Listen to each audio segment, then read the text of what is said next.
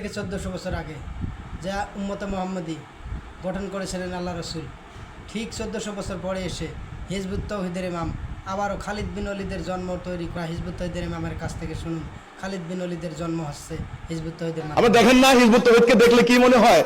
আবার খালিদের জন্ম হচ্ছে, আবার আবু উবায়দার জন্ম হচ্ছে, আবার আবু বকর রাদিয়াল্লাহু আনহু জন্ম হচ্ছে, মুসান্না দেরা খালিদ ইবনে ওয়ালিদ, আবু উবায়দা মানে আলী ইবনে আবু তালেব জন্ম হচ্ছে। আবার জন্ম হবে, আদর্শ সেইটা, কারণ কোরআন হারিয়ে যায়নি।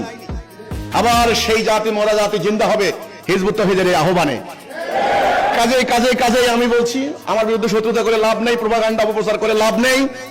শত্রুতা করেন না, আসেন সামনে আগায় আসেন। আপনি সম্মানিত হবেন, আপনি সামনে থাকবেন, সমস্যা নাই। মিছিলে আমি পিছনে থাকবো, আপনি সামনে থাকেন, কিন্তু আমার বিরুদ্ধে করে কোনো লাভ হবে না। আল্লাহর অভিপ্রায় বন্ধ করতে পারবেন না। আল্লাহ আমাদেরকে দ্রুত আল্লাহ দাসত্ব করার তৌফিক দান করুক, আল্লাহর দ্বীন প্রতিষ্ঠা করার তৌফিক দান করুক।